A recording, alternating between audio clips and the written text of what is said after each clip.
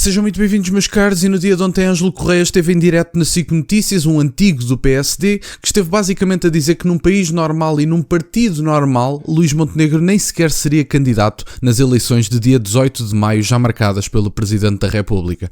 Gostaria também de deixar as condolências, tanto ao PSD como à família, pela morte súbita de Miguel Macedo, que lamento imenso, e gostaria de deixar essas condolências, por alguma razão, algum membro da família ou do PSD estiverem a ver, se não estiverem a ver, fica na mesma essa nota que eu acho que é relevante, e deixar as condolências à família. E, portanto, vamos ver, meus caros, esta intervenção de Ângelo Correia, que eu acho que é relevante e que é importante tendo em conta a pessoa que é, e também tendo em conta que é um dos antigos do PSD, que eu acho que merece ser ouvido neste aspecto, porque é do próprio partido que ele está a falar e, portanto, eu acho que parte de um lugar de fala diferente do meu, por exemplo. Vamos então ouvir. E Montenegro, desculpe, aprisionou o governo, fez cair o governo, e aprisionou também o partido, ao não se demitir, ao não dar espaço a que surgisse uma outra liderança, um outro candidato? Eu vou lhe dizer com toda a sinceridade. Num governo normal, num tempo normal e num país normal, um primeiro-ministro nestas circunstâncias não se candidata. Não se candidata outra vez. Em Portugal não havia tempo, não há tempo. Com o círculo de pessoas que hoje em dia estão ativas na vida política e no governo, sem dúvida, Luís Montenegro tem uma supremacia sobre todas elas. Mas ele não deu hipótese, porque se ele tivesse avançado, se tivesse demitido, poderia sugerir, por exemplo, ao Presidente da República um outro nome de social-democrata. Eu acho que Luís Montenegro não põe no seu plano de vida sair do governo rapidamente.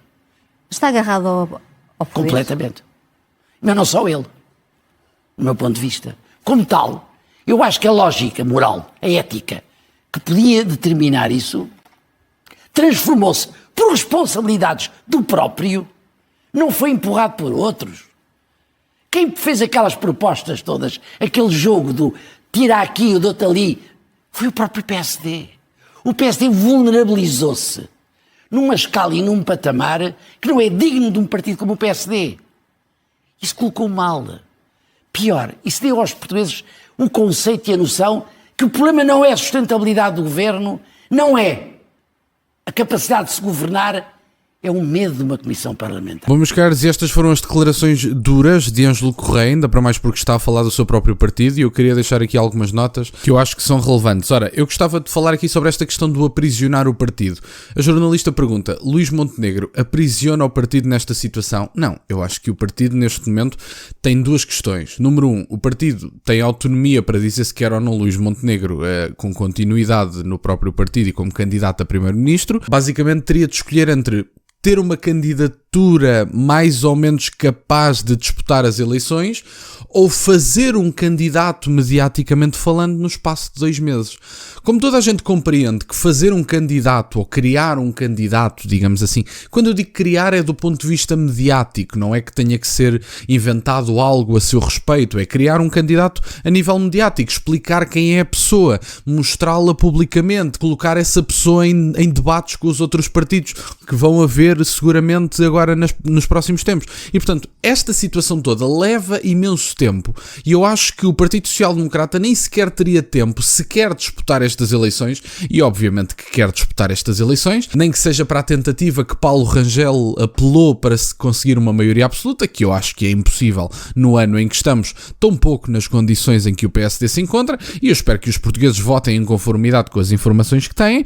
Mas o Partido Social Democrata tinha duas escolhas: ou tentava construir um candidato no espaço de 2 meses e avançava para eleições um bocadinho às cegas, ou então avança com Luís Montenegro, mesmo com estas suspeitas sobre si, que não está tão mal classificado nas sondagens, e portanto avança para esta situação na mesma, privilegiando o interesse do partido. Obviamente que estão agarrados ao poder, como diz Ângelo Correia, portanto é um bocadinho por aqui. E Ângelo Correia diz: se isto fosse um país normal, numa situação normal, com um candidato normal, Luís Montenegro não seria candidato às próximas eleições. E porquê é que Ângelo Correia diz isto? Bom, porque me parece óbvio que Luís Montenegro cavou a própria sepultura na medida em que passou, a sepultura do ponto de vista político, obviamente, passou imenso tempo sem dar explicações. Quando deu explicações foram insuficientes, foi arrogante enquanto dava as explicações e depois chega à última da hora e diz: eu não vou explicar mais nada, em primeiro lugar, a quem não seja mais transparente ou tão transparente como eu,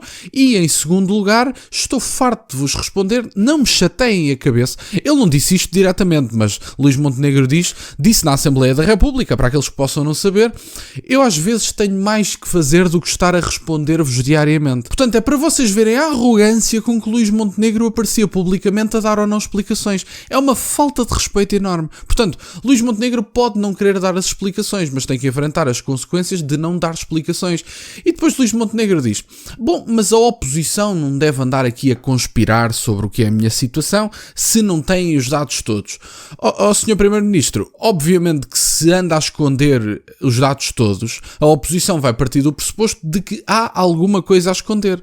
Quem não deve não teme, é o que diz a sabedoria popular em Portugal. E portanto, se quem não deve não teme, Luís Montenegro provavelmente deve e teme. E se Luís Montenegro deve e teme, não tem condições para ser Primeiro-Ministro. É tão simples como isto. E portanto, esta questão de estar agarrado ao poder para mim é claríssima. Tentarem negociar à última da hora a CPI em frente a toda a gente, porque já perderam a vergonha. Isto já não se resolve em privado e portanto, a única coisa que mudou verdadeiramente nestas negociatas políticas é que antes funcionavam em privado e agora tem que ser em público, porque em privado já há um partido que está demasiado à esquerda, outro que se vai encostando à direita e portanto andam aqui em polos opostos a tentar alternar o poder entre si e portanto estas negociações, a única coisa que mudou verdadeiramente foi o facto de agora serem tidas em público e de serem mostradas ao país todo. E portanto eu espero que o país agora olhe para esta situação e diga assim: bom, o Chega andava a dizer isto, nós não acreditamos no Chega. Até podem dizer, podem argumentar isso.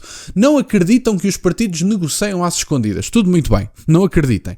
Vejam a sessão da votação da moção de confiança e digam-me que o que foi proposto por Hugo Soares não foi precisamente uma negociata às portas fechadas para que o PSD se mantivesse no governo e a oposição deixasse a CPI de parte. Uma CPI em 15 dias?